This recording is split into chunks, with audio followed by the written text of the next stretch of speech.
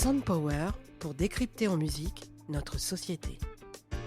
Un mardi soir par mois à 21h sur les ondes de Radio Campus Paris. 93.9 FM et en DAB+.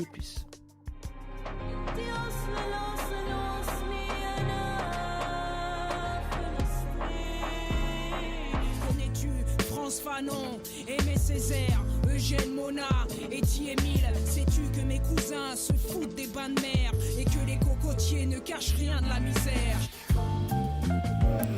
Bonsoir chers auditrices, bienvenue dans ce deuxième épisode de Soundpower, votre émission mensuelle musicale et de société sur Radio Campus Paris. Aujourd'hui, on s'intéresse à la musique arménienne et plus précisément à son rôle dans la construction de l'État arménien. Au programme ce soir, en première partie d'émission, on part à la découverte de l'histoire de l'Arménie au fil de ses musiques, des origines jusqu'à nos jours. En deuxième partie, pour l'interview, nous aurons avec nous à distance Taline Termination, historienne spécialiste de l'URSS et du Caucase et professeure à l'INALCO pour discuter de la culture arménienne, des fondations et de l'avenir de l'État arménien. Et nous écouterons également le témoignage du pianiste de jazz Tigran Amassian que j'ai interviewé avant son départ en tournée. Il nous parlera notamment de son dernier album, The Bird of a Thousand Voices. L'Arménie, petit et jeune État situé auparavant entre les empires russes ottomans et perses, possède une longue et tumultueuse histoire. Dès l'Antiquité, tous les éléments sont présents pour constituer un État, un territoire, une religion, le christianisme, créatrice de la langue arménienne, et vivier pour la culture dans les arts et la littérature. Mais l'Arménie naît d'abord en tant que nation avant de devenir un État. Et la musique prit alors le rôle de gardienne de cette identité nationale à travers les siècles. Alors à quoi ressemble cette musique arménienne ? Elle est polyrythmique et polymodale. Et selon plusieurs musicologues, elle n'est ni occidentale ni orientale. Elle détient sa propre sonorité avec ses propres instruments, comme le fameux doudouk, un hautbois en bois d'abricotier. Elle était aussi centrale dans la vie des villages. Pendant le labour des champs, celui qui tenait la charrue débutait une chanson. Et tour à tour, les autres fermiers prenaient le relais et réagissaient aux cris des buffles. Avec l'abandon de la vie rurale au XIXe siècle, la plupart de ces chants ont disparu. Mais on écoute tout de suite cet enregistrement précieux d'un chant de moisson interprété par Arsas Voskanian.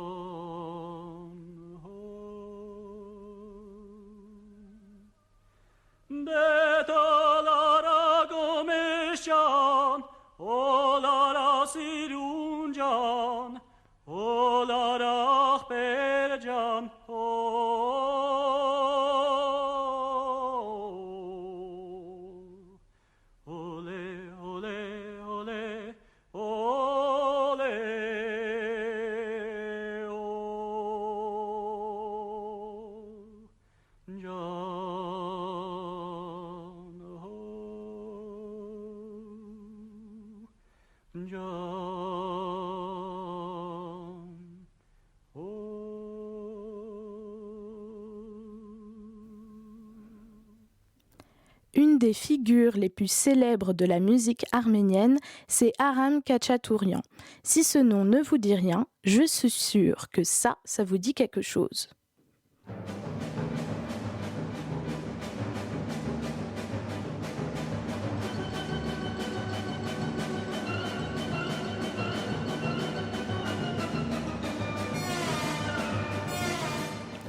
Aram Khachaturian, c'est bien sûr le compositeur de la danse du sabre du ballet Gaïané.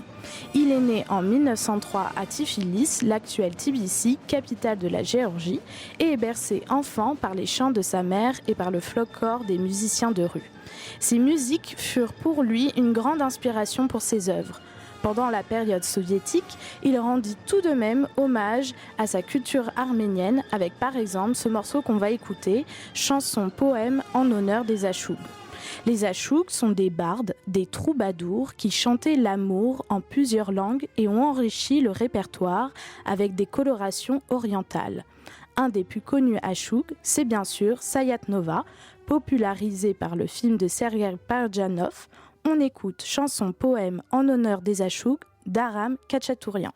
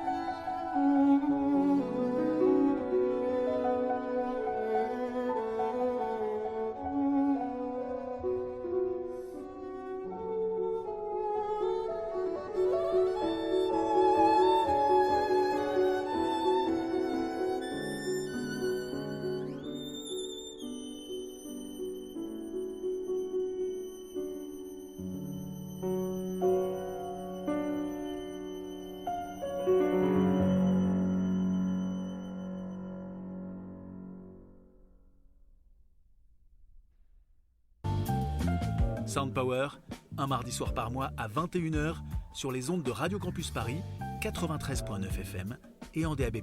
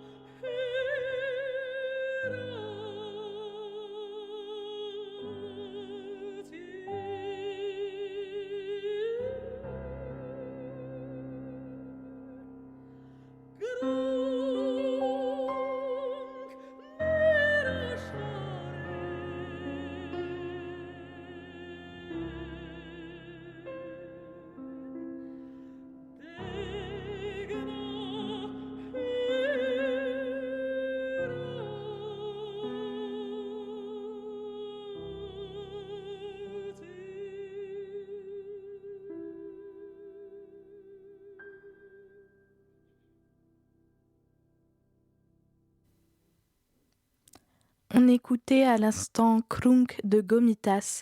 Krunk veut dire grue et raconte l'exil après le génocide arménien que subit Gomitas en 1915.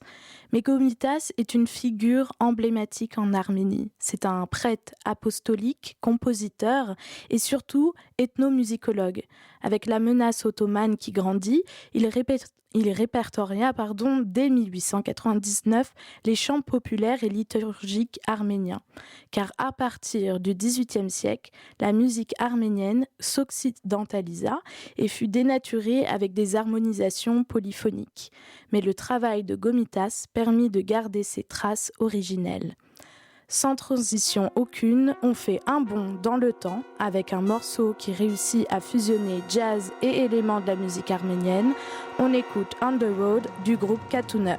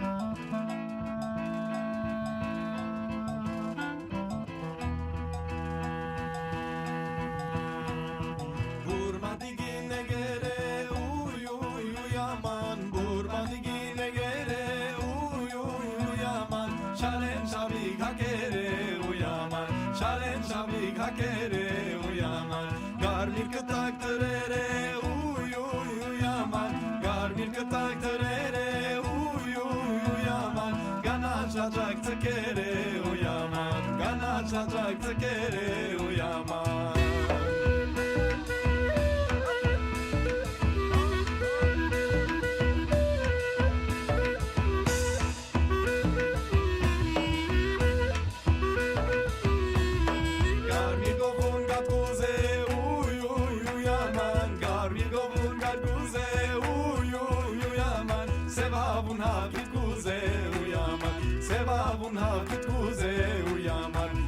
Medgatan bulgur göze uy uy uyaman Medgatan bulgur göze uy uy uyaman Dikatan akuze uyaman Dikatan akuze uyaman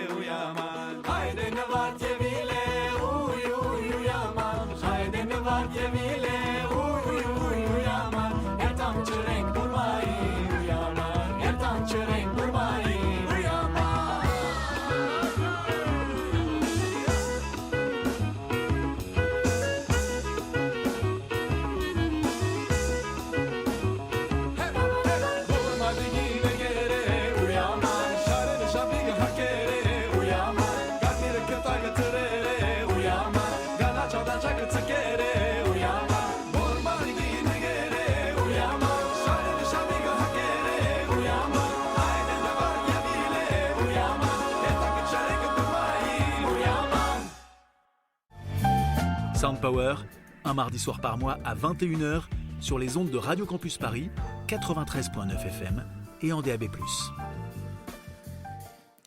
Face au négationnisme turc, les Arméniens ont conservé la mémoire du génocide grâce aux chansons. Ces musiques transmises par la diaspora arrivèrent dans toute l'Europe et c'est à partir des 2e et 3e générations que les créations musicales sortent des cercles communautaires et empruntent de nouvelles sonorités. C'est le cas du collectif Metz Bazar qu'on a écouté avec le morceau Burma Diggin. Metz Bazar, groupe parisien né en 2012, réunit 8 musiciens d'origine française, arménienne, turque, kurde et américaine. Et on l'entend dans leur musique, ils mélangent ces différents héritages pour former, comme son nom l'indique, un joli bordel musical. Mais j'aimerais revenir sur la diaspora arménienne qui est une question centrale dans la construction de l'État arménien. Comment construire un État où plus de la moitié de sa population ne se trouve pas sur son territoire ? D'abord, les Arméniens sont depuis l'Antiquité répandus à travers le monde, contraints à l'exil face aux invasions tantôt ottomanes, tantôt mongoles, tantôt perses et j'en passe. Mais c'est réellement après le génocide de 1915 que le mot Spruk, qui veut dire diaspora, fait surface. C'est à ce même moment que se forme une forte mémoire collective et identité nationale. Pour finir la première partie de l'émission, on enchaîne avec Eravor, qui veut dire loin en arménien, de Diaspora Dreams. Diaspora Dreams réunit les musiciens Beyru et Krista Marina, tous deux nés à Los Angeles dans une famille arménienne qui ont fui le Liban. Eravor de Diaspora Dreams.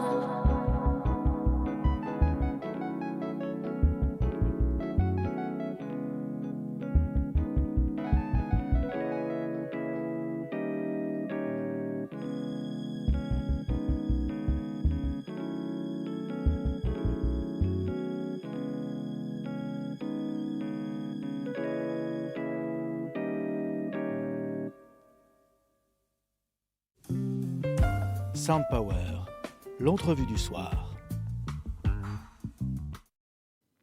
Vous êtes toujours sur Radio Campus Paris et pour notre interview, nous recevons aujourd'hui à distance Taline Termination. Bonsoir. Bonsoir, merci de l'invitation. Merci à vous. Vous êtes historienne spécialiste de l'URSS et du Caucase et professeure à l'INALCO.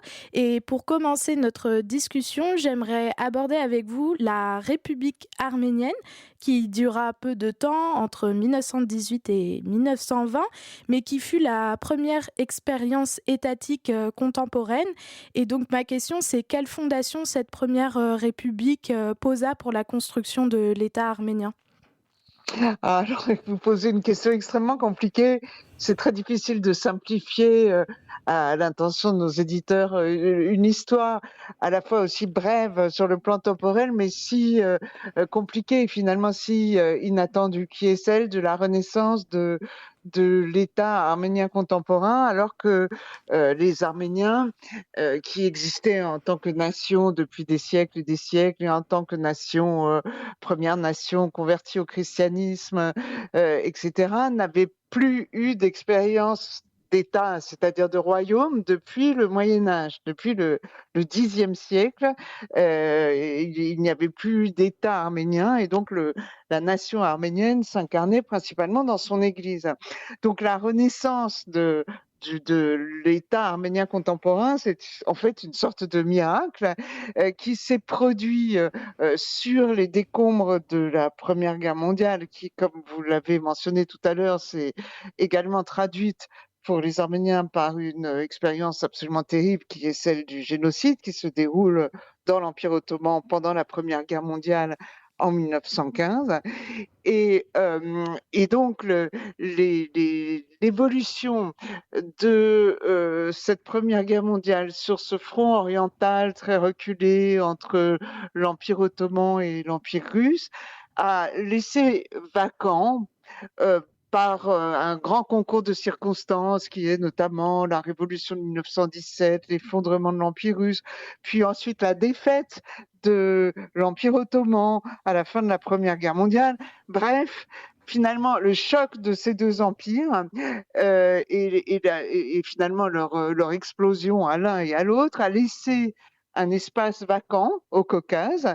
Et dans cet espace vacant sont nés presque, je dirais, enfin, je ne veux pas dire par hasard, mais de manière miraculeuse et parfois d'ailleurs même contre la propre volonté de ces peuples qui se trouvaient là au milieu, sont nées donc trois républiques indépendantes, celle de Géorgie, d'Azerbaïdjan et puis enfin la République d'Arménie, qui avait pour particularité d'être née sur un territoire qui était un petit peu excentré. Vous voyez, c'était au Caucase, alors que la plupart des Arméniens étaient dans l'Empire ottoman, mais ils n'y étaient plus puisque le génocide avait eu lieu. Et donc, l'expérience de l'État contemporain s'est déroulée sur ce petit territoire qui était autrefois l'Arménie russe. Et c'est donc ainsi qu'est née cette république indépendante dont l'existence a été véritablement un défi. Un défi parce qu'à peine née, cette république voit surgir autour d'elle toutes sortes d'ennemis. Bref, une histoire tragique mais brève. Mais Oui, et oui, mais pourtant, dans cette courte période, il y a quand même plein de bases qui ont été posées pour la constitution de bien sûr, l'État arménien. Il y a par bien exemple sûr. la langue officielle. Qu'est-ce qu'il y a d'autre comme élément? Ah bah, comme d'autres, comme éléments, le fait que oui, on crée de toutes pièces un État, c'est une expérience quand même assez extraordinaire. Donc il faut créer, effectivement, établir l'arménien comme une langue officielle, alors que dans ce pays, bon là, on parlait d'un territoire qui était anciennement dans l'Empire russe, donc la langue administrative c'était le russe. Bon, donc là, c'est l'arménien. Il faut créer une monnaie, il faut créer une université, des universités. Excusez-moi, il faut créer une armée, des écoles, il faut une innovation quand même extrêmement intéressante, donner le droit de vote et le droit de vote aux femmes. Donc Mhm. en 1918-1920, le, le droit de vote est accordé aux femmes, c'est-à-dire, vous voyez, 25 ans avant que la chose ne se produise en France, par exemple. Donc, au lendemain de la Seconde Guerre mondiale. Donc, vous voyez qu'il y a des innovations tout à fait intéressantes et qui sont dues au fait que les leaders de cette République sont pour la plupart d'entre eux, d'anciens révolutionnaires qui avaient côtoyé bon, des tas de courants d'idées très oui, révolutionnaires et progressistes qui étaient très variés entre l'Empire russe et l'Empire ottoman. Enfin, donc voilà, et puis l'autre innovation, c'est d'établir Yerevan comme Capitale, capitale oui. de ce nouvel État arménien, alors que cette ville, auparavant, bah, c'était pas du tout une ville qu'on aurait prédisposée à avoir un tel statut. Alors il faut dire que dans l'histoire arménienne, au cours des millénaires, il y a eu, enfin au cours des millénaires, il y a eu au moins 12 capitales. Donc 11 capitales. Donc Yerevan n'était que la 12e en quelque sorte. Et Mais elle n'avait pas de prédisposition particulière, donc il a fallu créer un urbanisme, inventer une architecture, mhm. enfin inventer et camper le décor, le théâtre de la nation. Est-ce que la ville de Yerevan, jusqu'à aujourd'hui, oui, détient comme forte valeur émotionnelle, Mhm. Et après encore cette jusqu'à aujourd'hui? Et après cette courte période de 2 ans, l'Arménie passa sous la bannière de l'URSS de 1920 jusqu'en 1991, notamment parce Oui. qu'il existait ce discours selon lequel la perte de souveraineté était préférable à l'annihilation totale turque. Et quel effet la période soviétique eut sur la culture arménienne et sur la musique arménienne? Alors, la période soviétique est très longue, hein, de 1921 à 1991, donc on ne revient pas sur les circonstances qui ont fait que finalement le Caucase a été intégré à l'Union soviétique. Donc, la période soviétique sur la culture arménienne a des effets très divers, parce que à la fois il y avait ce moule très pesant d'un État totalitaire et d'un État totalitaire communiste qui de plus était centré autour de Moscou, et donc où la russification a quand même joué un rôle important, si ce n'est de la langue, au moins des mentalités, si vous voulez. Et d'un autre côté, puisque vous parlez de la musique, eh bien justement, la culture soviétique avait quand même quelques bons côtés. Et parmi les bons côtés, il y avait aussi cette idée que les arts, et en particulier la musique, la danse, etc., devaient être accessibles à tous. Donc il y a eu, à mon avis, une très grande promotion de ces disciplines artistiques. Alors évidemment, de manière peut-être académique quand il s'agissait d'art officiel, mais enfin, il y a eu quand même une très, très grosse promotion de la musique, de la musique classique, de la musique traditionnelle, de l'opéra. J'ai oublié de mentionner tout à l'heure l'opéra de Yerevan, quand même un opéra très fameux qui a été édifié par l'architecte Alexandre Tamanian, qui en fait a conçu à peu près toute la ville. Donc à l'époque soviétique, il y avait une très forte promotion de cette culture alors classique, mais dans laquelle on injectait évidemment aussi la musique contemporaine de l'époque dès lors qu'elle était, comment dire, admise. Vous avez mentionné tout à l'heure le compositeur Aram Khachaturian, qui est l'un des représentants, si vous voulez, de ces grands compositeurs soviétiques. Alors lui, arménien, utilisant bon, des motifs, c'était la danse du sabre tout à l'heure, enfin utilisant des motifs issus du folklore et de la musique traditionnelle dans le cadre d'une musique plus académique ou symphonique. Bon, tout ça, c'était possible en Union soviétique parce que l'art et la musique étaient encadrés au sein d'unions professionnelles qu'on appelait l'union, alors en l'occurrence l'union des compositeurs, et dans lesquelles tout ça était encadré. En même temps, le public, oui, on pouvait suivre tout un cursus au conservatoire, on pouvait aussi avoir des places à l'opéra, enfin très facilement. Tout ça était très accessible. Et ça a cessé, bien entendu, lorsque l'Union soviétique s'est effondrée.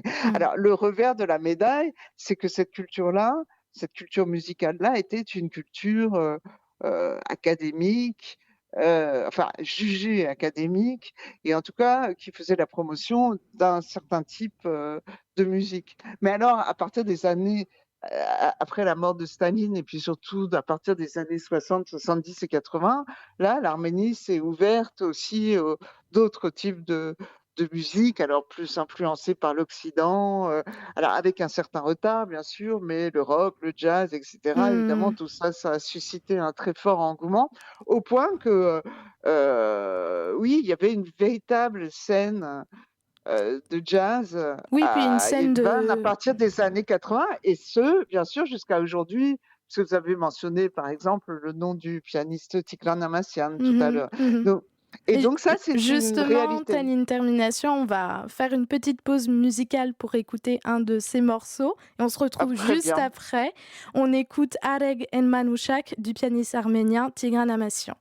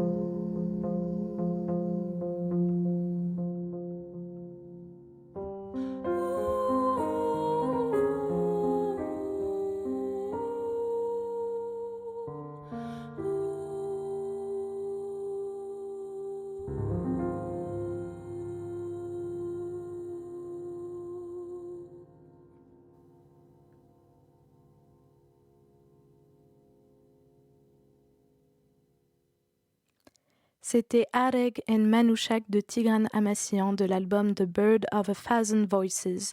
Tigran s'est basé pour son dernier album sur un conte arménien qui raconte l'histoire d'un oiseau aux 1000 voix qui répand la paix dans le monde. Et j'ai pu interviewer Tigran Amassian il y a 2 semaines. On écoute tout de suite cette interview. Tigran, votre musique rend hommage à la musique arménienne folklorique. Quand avez-vous découvert cette musique? I was around 14 years old when I discovered folk music, Armenian folk music. J'avais 14 ans quand j'ai découvert la musique folklorique arménienne et la musique folklorique en général. Jazz, specific jazz artists. C'est grâce au jazz que je l'ai découverte, avec des musiciens comme Jan Garbarek, des musiciens de jazz scandinaves, Keith Jarrett, Ralph Towner. It happened during one night actually. My uncle took me to. Tout s'est passé pendant une soirée.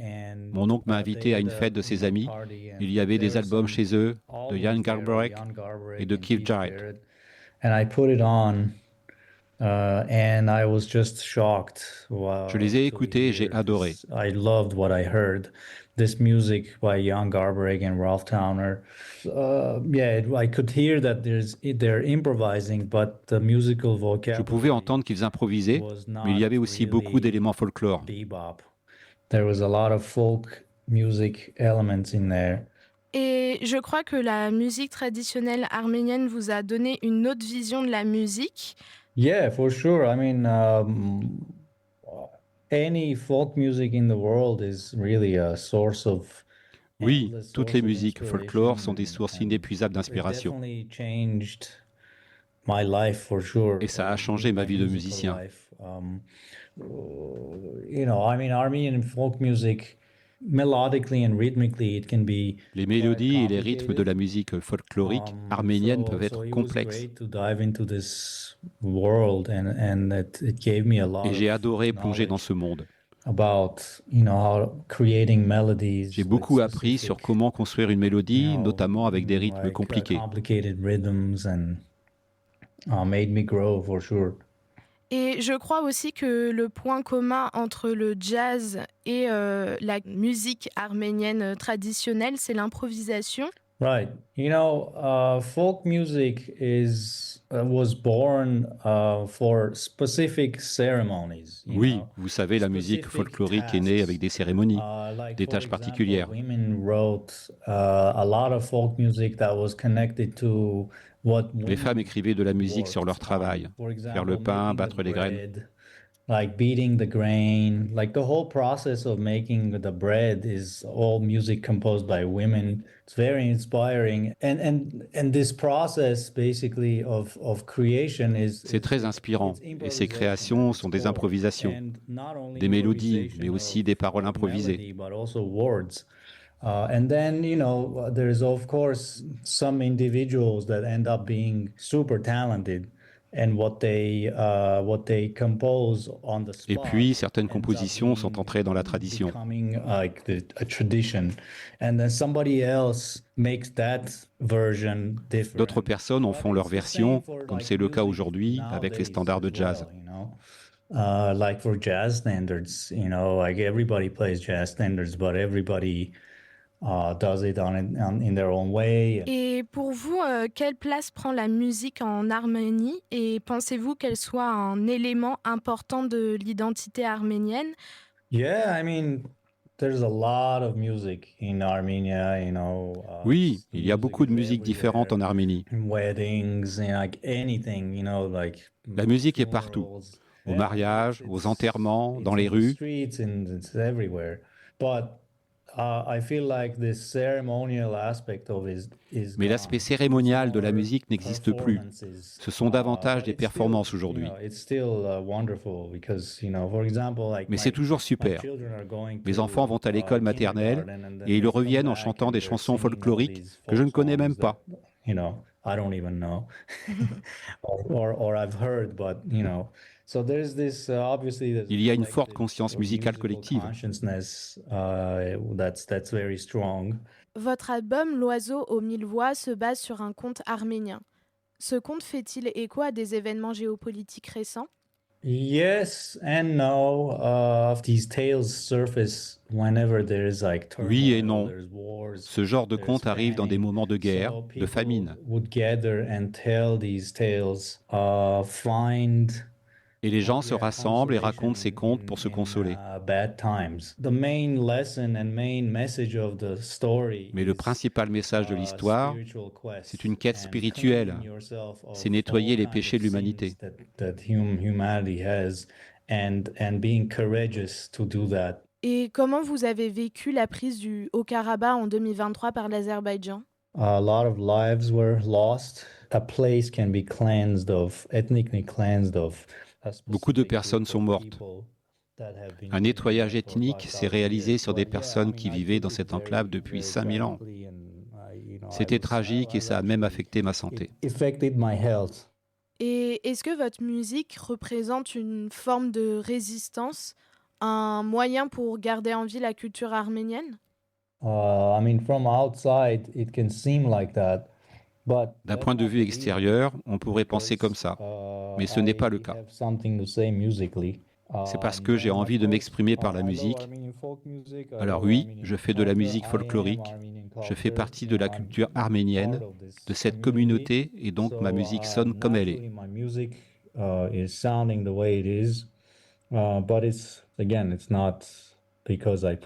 Mais je ne mets pas de message politique dans ma musique.